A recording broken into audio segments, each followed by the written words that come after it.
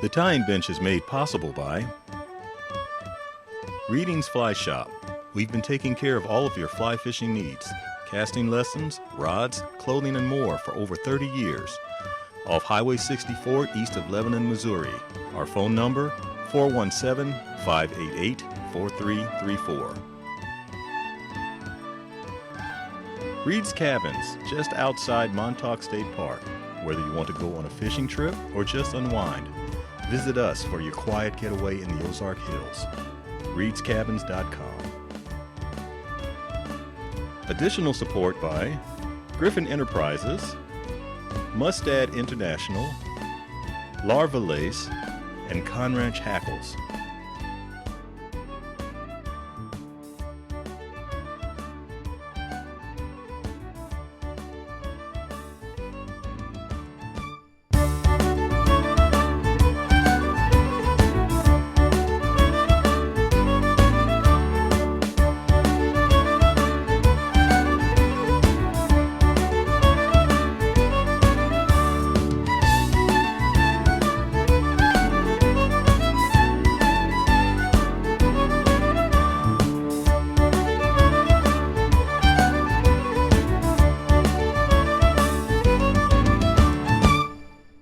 Hello, my name is Mark Van Patten. Welcome to the Tying Bench. Hey, today we're filming on location at Montauk State Park, just a little ways out of Salem, Missouri, well, about halfway between Salem, Missouri and Licking, Missouri. If you've not been down to Montauk to chase some of the slick-finned fish that they have here, in other words, rainbow trout, then you need to make a trip down here. Great place to fish, not too crowded, and today has been an exceptional day from some of the anglers. I've been hearing they're catching lots of fish. A little bit overcast, kind of day that fish really like.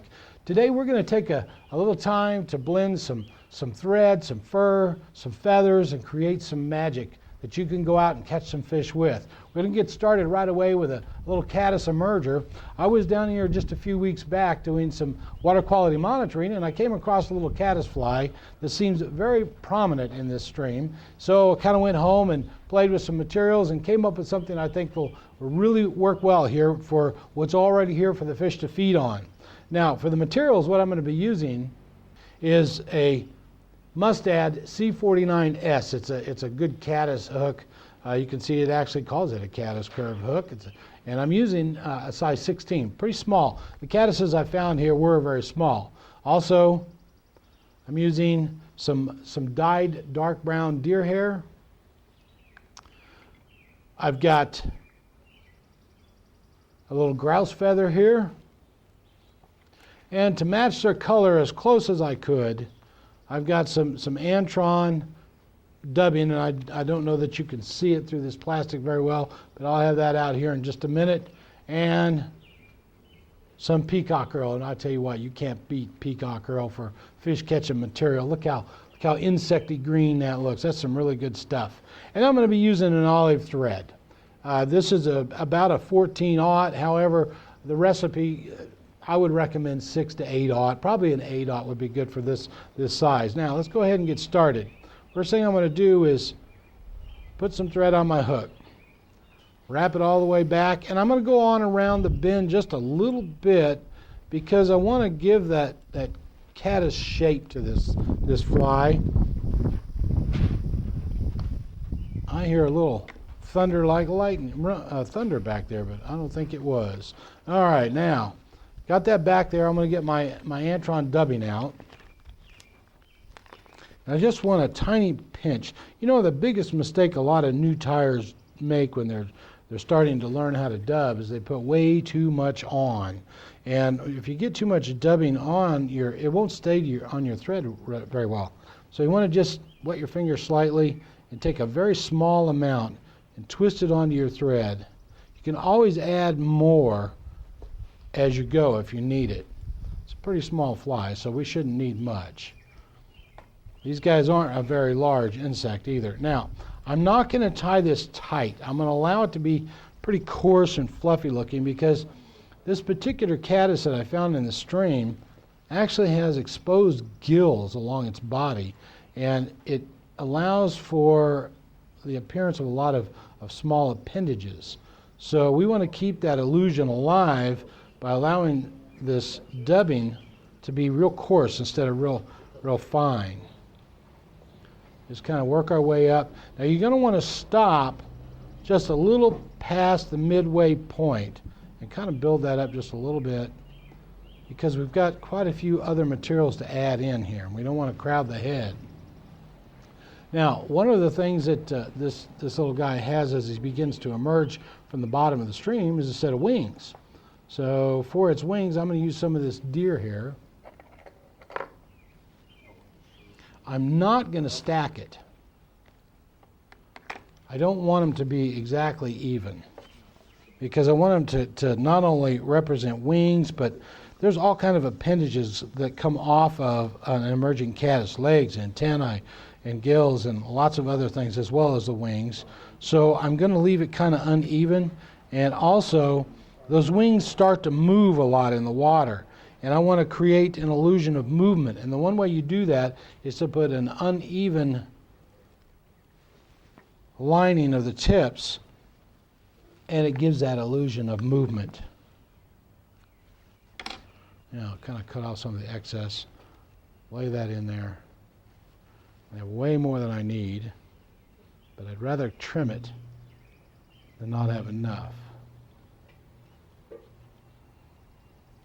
Yeah, that's looking pretty good.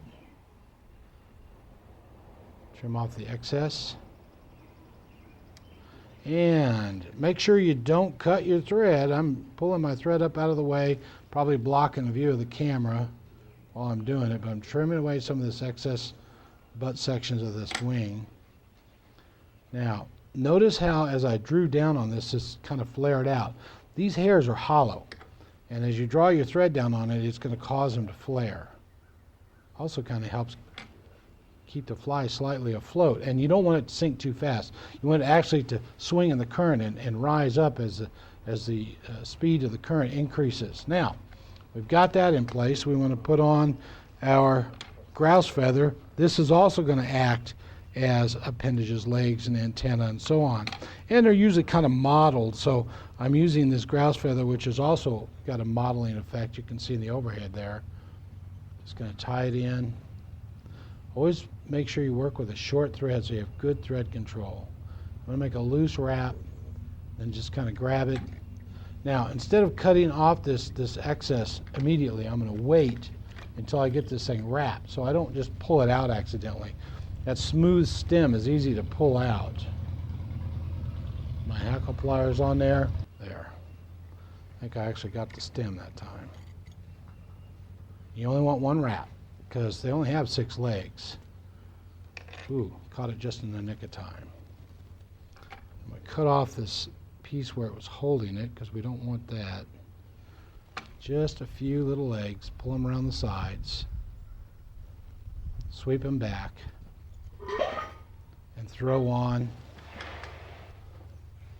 a couple of wraps. Now, trim off the butt section at that point. Now, all we got to do is put on the head.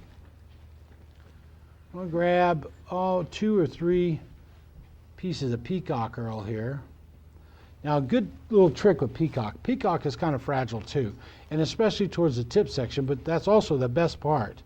I like to just grab it and kind of pop it off the end to get the weakest part popped off. Now, here's where I'm going to need to use the pinch method. I'm going to lay this in. I'm going to bring my thread up, and I'm going to rock it back between my thumb and index finger, and then go around and then just draw straight down. That way, it doesn't just push the material out of the way. It stays in place. Now, since this is a somewhat fragile material, I'm going to pull it around, and I'm going to wrap my thread around it and create a kind of a peacock chenille by putting a core of thread so that if a sharp tooth of trout or some other fish were to grab this fly, it wouldn't just cut that peacock and cause it to completely come unraveled. Now, take my thread out. I'm going to go behind it 2 times to make sure it's trapped. And I'm going to shorten my thread up a little bit, go in front of it twice, and then we're going to cut it off. There. What we've created here is an emerging caddis with wings, legs, the darker head, and that green body that's so typical of the caddises in this stream. Now, one of the things I don't do anymore is use head cement. Head cement is a solvent, and personally I'm kind of against using solvents in streams anyways. Plus, it does have a tendency to mat up your hackling, your peacock, and just really kind of takes away from the natural look of the feathers and their natural action. If it runs up a hackle, it'll cause it to be stiff and not work well. So what I've discovered is the use of an old form of tying wax, and what it is it's part beeswax, part castor oil, and part pine rosin. It's hard wax. It's not what you use for dubbing. That's tacky. It's kind of hard. But if you'll run it on your thread twice, just 2 times, it puts a slight coating of this pine rosin on there and creates a little friction. So when you do your whip finish, the tag end won't slide out from underneath the wraps because of that friction, and it doesn't have a smell, and it's just a whole lot better and healthier as far as the environment's concerned. I just like it because it's natural, and I don't accidentally knock it over and spill it on my $100 set of hackles or my rare Tibetan llama wool or whatever I have laying on my bench. And there it is. That's a little olive caddis emerger that I think you're going to find very effective right here at Montauk. It's about time for a break for Mark's Tippets. We'll be right back.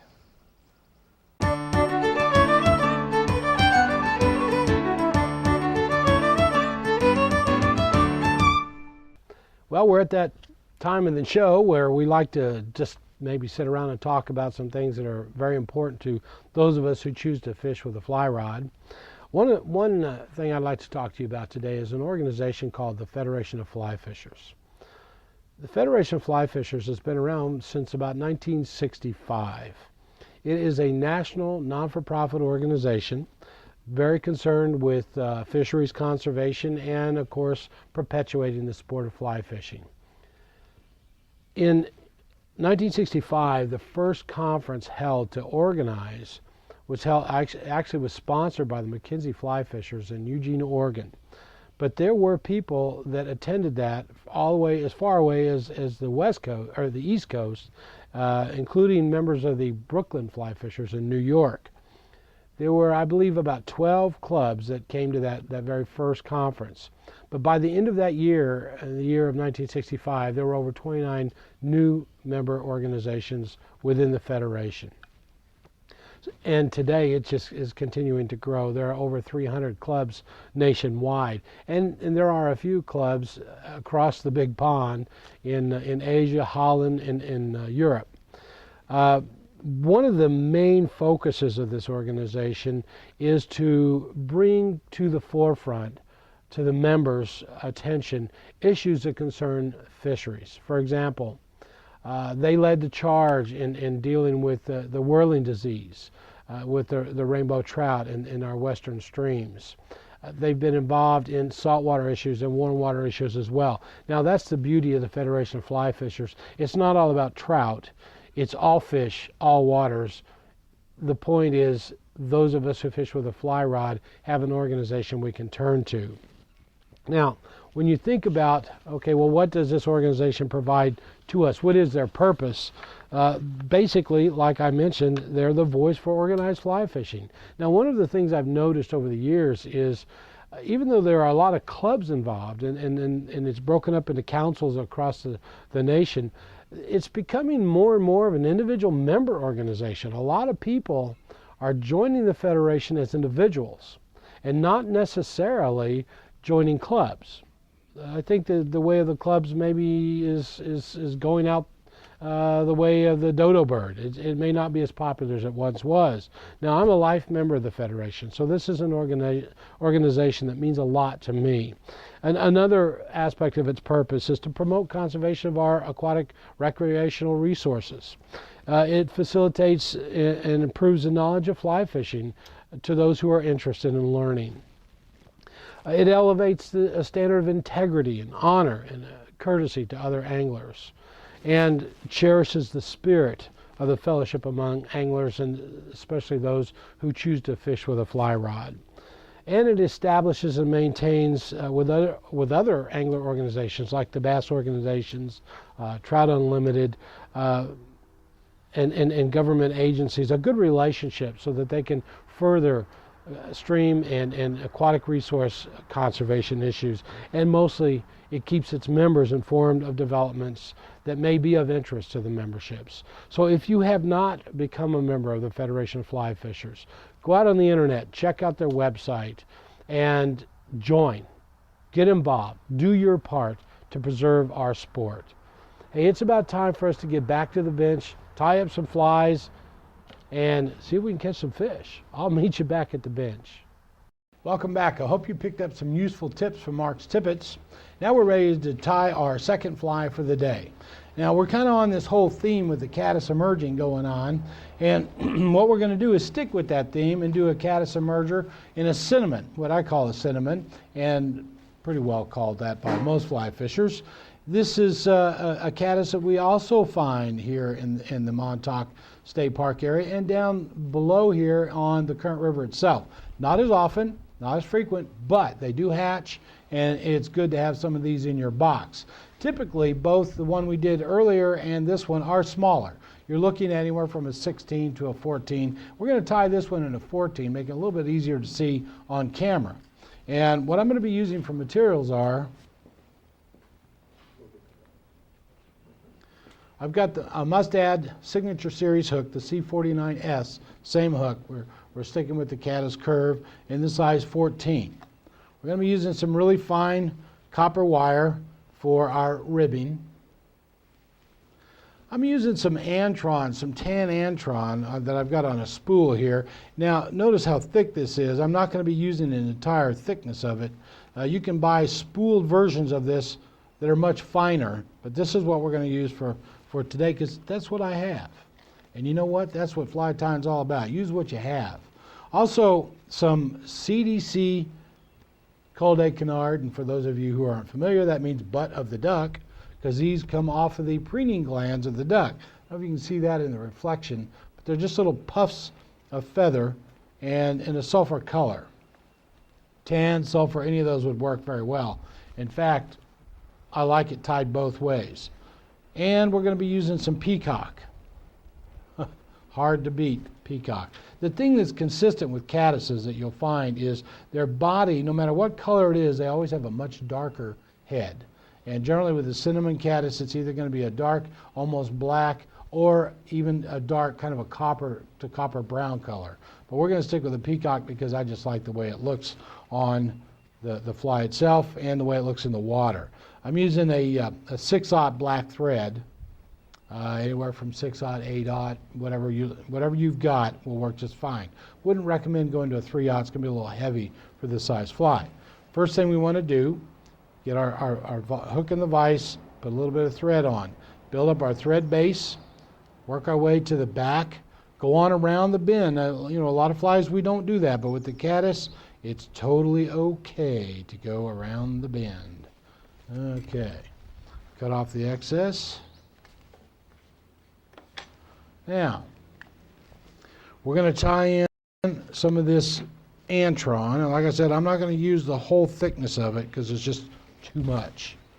So I'm going to take a piece, a little wasteful this way, but I'm going to take a piece and I'm going to just kind of separate it like so. And this ought to be just about the right amount. Now when I tie this in, I'm going to tie it all the way to where it's just about a little past the midpoint. This is going to help build up the lower abdominal part of this fly with a little bit of bulk. Again, bring my thread back around, really secure it in well. Caddis has got a little bit thicker body in the lower abdominal section, so it's good to build that bulk up. Now we're going to rib it with copper wire, and the reason we're doing that is to give the illusion of segmentation in the body. Now the thing with copper wire, or any wire, is it's very slick and smooth. When you tie it in, you need to run it up the full length of the hook shank. So I'm going to just wrap it all the way up because it will pull out on you. And I'll tell you, that's very aggravating when you're halfway through a fly and you pull it out and you have to start all over again. So make sure you really secure it well. I'm just going to cut off a piece. Now, you'll always hear me say, do not use your good scissors to cut wire. Use wire cutters. Even on this fine stuff, it works very well. Okay, now we want to bring our antron up. I'm going to spin this antron to tighten it. This is also going to give a kind of illusion of segmentation by spinning it and tightening it. Each side-by-side wrap, I need to move my thread just a little bit forward. You want to move it to a little past the halfway point. But every time you come around with your antron, give it another spin. Tighten it up a little more. This always works really well with Zelon, too, when you're working with Zelon. Spin it nice and tight and give it a look of segmentation. You can hear the wind blowing in my microphone. That's not thunder. Although the storms we had yesterday, I wouldn't be surprised if we did have some today. So you can start to see, I'm going to point this out, segmentation in the body by twisting this. It's starting to become more evident as we work our way up. Keep twisting it tight. Nice segmentation in the body. Now that's just about where we want to stop. So we're going to tighten up our thread, come behind our antron 2 times. Tighten up thread again. Always want to keep it short so you have good thread control. And then go in front of it a couple of times. Now we can cut off the excess. Always notice how I had that straight up when I cut it off. That's to avoid cutting my thread. At this point we can bring our copper ribbing forward. Now what I'm going to do is I'm going to kind of go against what the artistic tendency, and that would be to take our copper and fall right in those same segmentations. But what we really want to do is add strength to this aside from the segmentation. So I'm going to counter wrap. I'm going to go the opposite direction. It's going to really show off the copper, but it's also going to increase the strength of that antron in case a good sharp tooth goes against it. And see, we still have that segmented look now created by the copper. All right, now let's use our wire cutters to cut that off. You can see that let me look at the side you guys are seeing. Yeah, it looks pretty neat. You want to kind of make sure that your wraps are fairly even and that you keep the spacing pretty consistent. It's hard when you're doing this on camera to tell what's going on your side, but I think that looks pretty good. They're nice and evenly spaced. Okay, now we want to get out our sulfur puff, CDC. The neat thing about this CDC feather, it's very sparse. But what it does is it traps air bubbles between its barbels. And when a caddisfly or a lot of the aquatic insects start to hatch, they will create a gas bubble, carbon dioxide gas bubbles that get trapped kind of in some of their appendages to help them get to the surface. It's kind of like a flotation device. This is going to create that with those air bubbles in there. And plus with the spacing between those barbels, it allows light to pass through, and again, that's going to give an illusion to the fish of something moving and alive and really looking good to eat. Now let's cut off the excess. Give that just a little bit more strength. Now we got to do is add some peacock. Again, good fish catching stuff. Now I want to build this head up a little heavier than I did on the previous fly. So I'm going to use a few extra strands. Some of that's not very good peacock. I want some of this really fluffy stuff. When you're buying your peacock, make sure you don't just grab a package and run. Look it over. Some of it's kind of more stemmy and doesn't have as much of the green fuzz on it that you really like to have. Now I'm going to use the pinch method, and I'm going to demonstrate why. If I were just to come around with my thread, see how that pushes that material over? I'll come up and pinch it and then draw straight down. I can trap that material right where I want it, and it stays in place.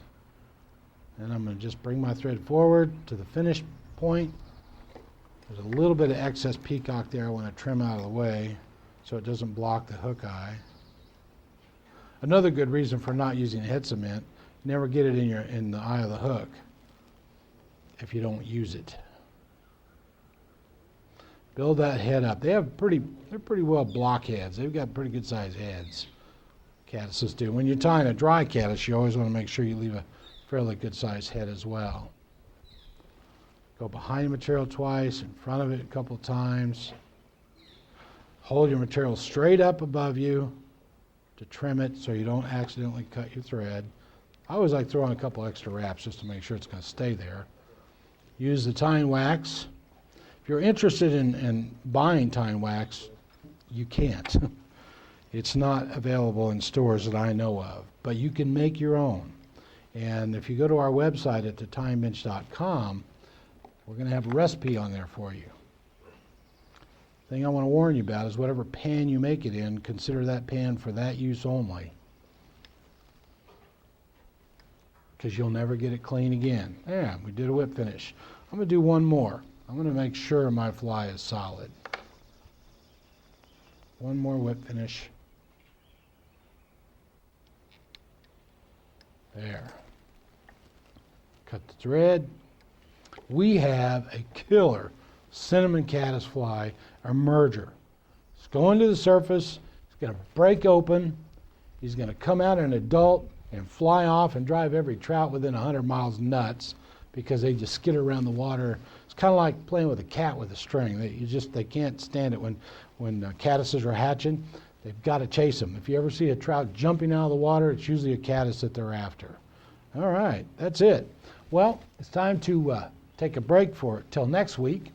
And I want to invite you back then to help us tie some flies. Visit our website at thetyingbench.com. And in the meantime, may your line always be tight with the fight.